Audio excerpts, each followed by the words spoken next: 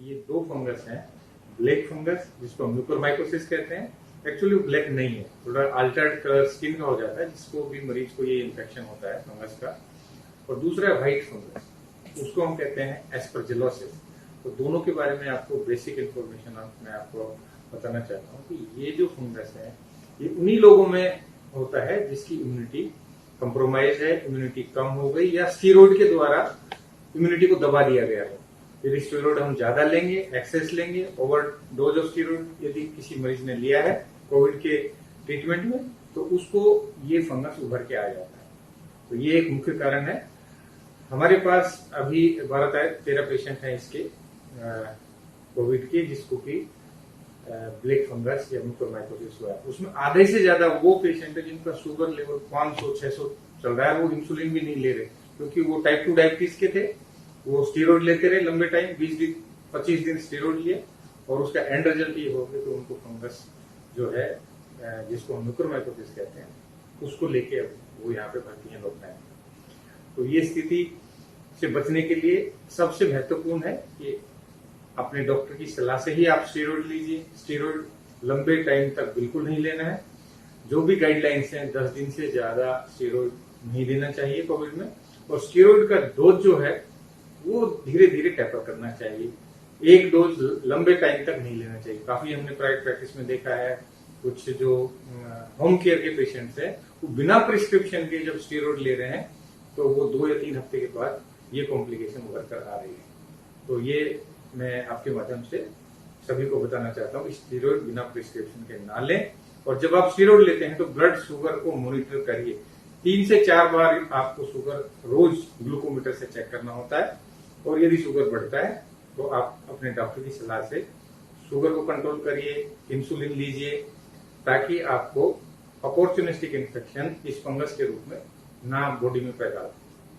Oxygen लेना या उससे ब्लैक फंगस का क्या संबंध है? देखिए, हम जो भी कोविड के पेशेंट आते हैं उनका ऑक्सीजन लेवल कम होता है।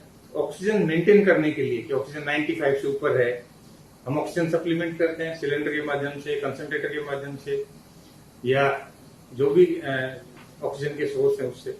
तो कई बार ये हमने देखा है कि जब हम ऑक्सीजन लेते हैं तो उसमें जो पानी डालते हैं ह्यूमिडिफाइड ऑक्सीजन लेना होता है।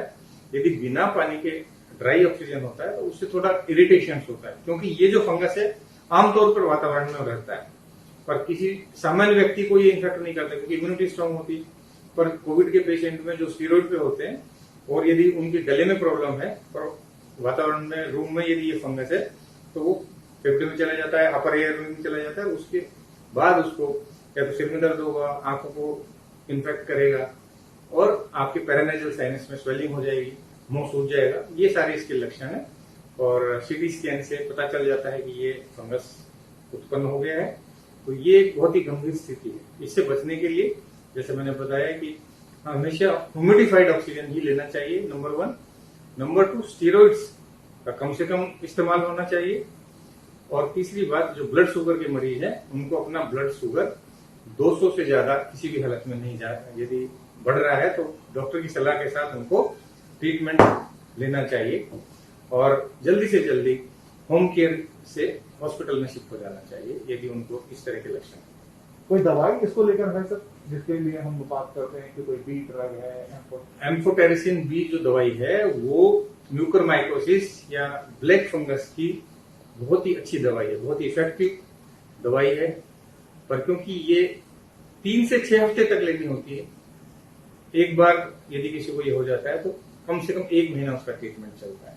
तो उसके लिए जो सबसे बेस्ट ड्रग ऑफ चॉइस है वो एम्फोटेरिसिन बी है, लाइपोसोमल एम्फोटेरिसिन बी 4 मिलीग्राम पर केजी बॉडी के हिसाब से देना होता है। वो आपको लंबे टाइम देना होता है, क्योंकि अभी थोड़ा सा पेशेंट्स बढ़ गए हैं तो मार्केट में इसकी शॉर्ट सप्लाई है।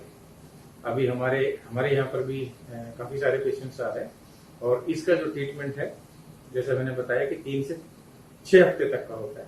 और कई बार एम्फोटेरिसिन भी काम नहीं करती तो उसके बाद सर्जरी करनी होती है, क्योंकि ये फंगल बाल बन जाती है गले में, नाक के बगल में और आंख। कई बार तो इससे आंखों की जो रोशनी है वो भी खराब हो जाती है और आंख कई बार इफेक्ट होती है बहुत ज्यादा। और उसके बाद ये ब्रेन में चला जाता है फंगस, उसके बाद फेफड़े में चला जाता है और पूरे शरीर में फैल जाता है। ब्लड वेसल्स जो है उसको नष्ट कर देता है ये फंगस। तो ये बहुत खतरनाक फंगस है। इसका पहले चरण में ही डायग्नोसिस और एम्पुटेशन के द्वारा इसका इलाज बहुत ही आवश्यक है। देखिए, घर में एक तो जो फल है जैसे केला है या सड़े या जो पुराने फल हैं वो बिल्कुल भी इस्तेमाल नहीं होने चाहिए। जो फ्रीज में काफी आपने देखा होगा कि एक हफ्ते दो हफ्ते के पुराने जो हैं फ्रूट्स हैं वो हमेशा ताजा रखने चाहिए। फ्रिज की सफाई अच्छी करनी चाहिए। घर में जो है पूरी तरह से रोशनी होनी चाहिए। जहां पर भी सनलाइट होगी फंगस खत्म हो जाएगा। जहां ह्यूमिड एटमोस्फेयर होगा, जहां पर कंस्ट्रक्शन का काम चल रहा होगा, जहां गंदगी होगी, जहां पर आप सफाई नहीं करेंगे, वहां पर निश्चित रूप से फंगस जो है वो उस रूम में, उस एटमोस्फेयर में या वातावरण में रहती है। तो यदि आप उस वातावरण में, यदि आपकी इम्यूनिटी कमजोर है या आप शुगर के मरीज हैं और आपको कोविड भी हो गया है, तो निश्चित रूप से इसका खतरा ब्लैक फंगस का बढ़ जाता है। तो ये आपको सावधानी बरतनी है कि आप जो आपके मास्क भी हैं वो भी अच्छी तरह से साफ करें। यदि आप कपड़े का मास्क यूज कर रहे हैं उसको सनलाइट में सुखाइए।